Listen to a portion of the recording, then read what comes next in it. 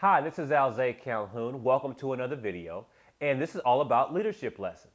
And I've created this series really for my clients, but also to extend the conversation to my larger sphere of influence, because I realize that when I work with my clients, after we do our marketing consultation stuff, there's another question that's out there. And they always ask me, well, what's next, Alzay? And that opens the door for a larger conversation, because then I begin asking about their leadership vision. And what I've learned is that this is not in school. People don't teach this stuff.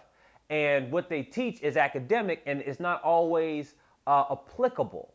And if you're going to actually grow a business, then you've got to have applicable leadership strategies. And so that's what this series is all about, is providing some of those applicable leadership strategies. So here's today's, and this one has to do with partly my own behavior. So at my church, I serve on the traffic team. And so that's pretty much an all-day commitment. We started at about 7 o'clock in the morning and we ended about 2 o'clock in the afternoon. And on this particular weekend, we had less than half of the guys that we normally have. So we were really understaffed on this particular day. It was a holiday weekend and a lot of guys were out of town. And so, we just didn't have the hands that we normally have.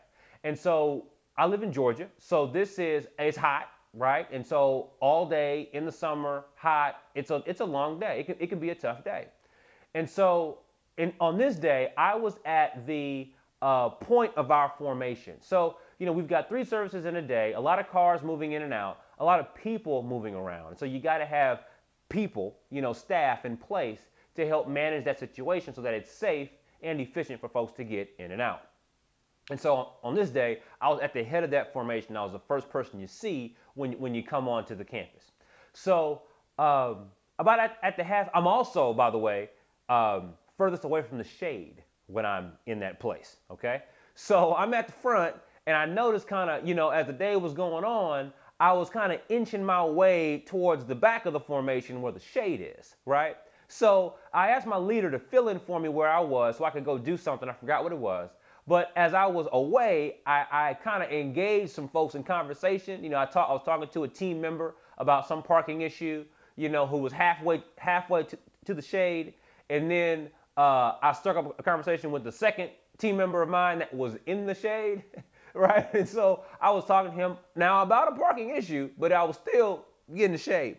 So I don't know, 10 or 15 minutes later, my team member said, Alzay, don't you belong up here?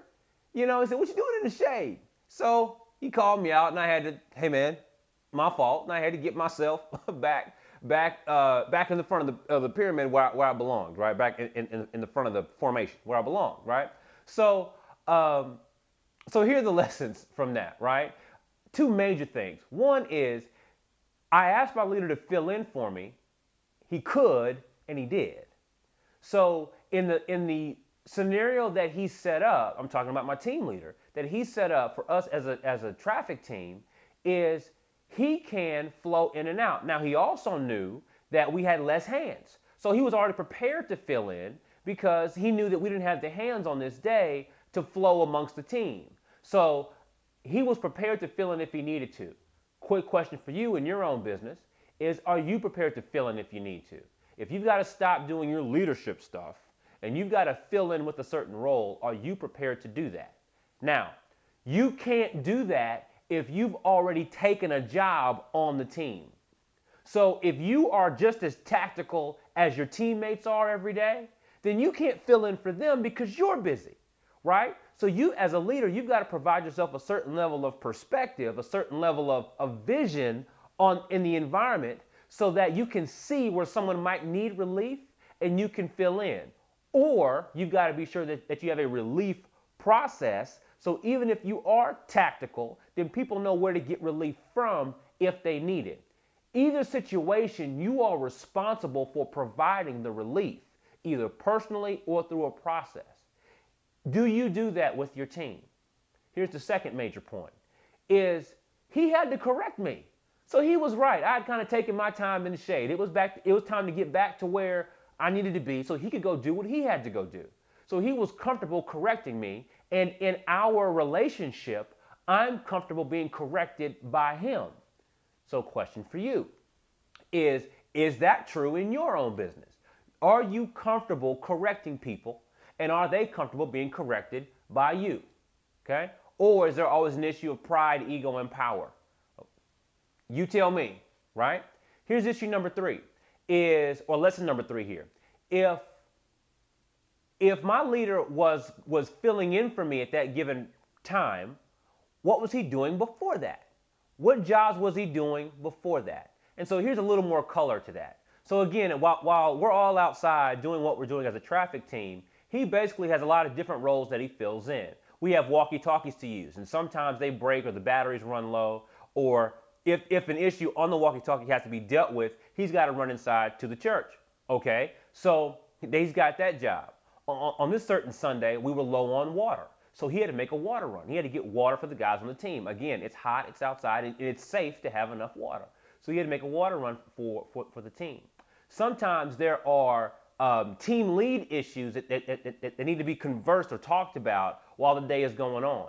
So he gets inside and he deals with those team lead issues. Issues I don't know anything about. I don't need to. I'm busy. So that's the job that he has to go do.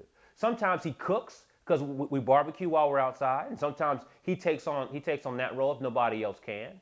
So these are things he does to fill in all day long.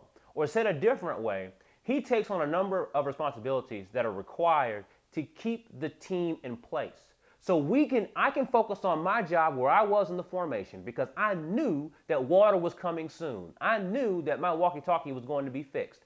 I knew that nobody was going to bring some crazy issue to me because he was going to cut it off where he was at his level of responsibility.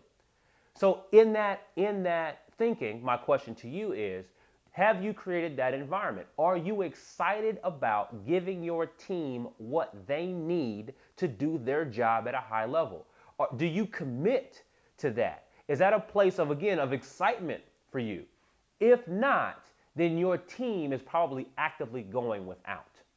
Or they've found a way to get those things done without you around. And in either case, if they're getting it done without you around, then they don't really need you. You're simply a leadership figurehead. They're just a guy they got to send emails to, but they don't really value you because you provide no value to them, right? Or or they're mad at you because they're able to get done with what they need to get done despite of you. And again, you're losing respect on a daily basis.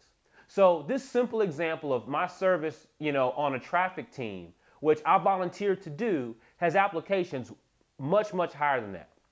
The question is do you have the same level of awareness about your team that my team leader has for my team? Let me know. So again, I hope you appreciate these videos, and I'll see you in the next one.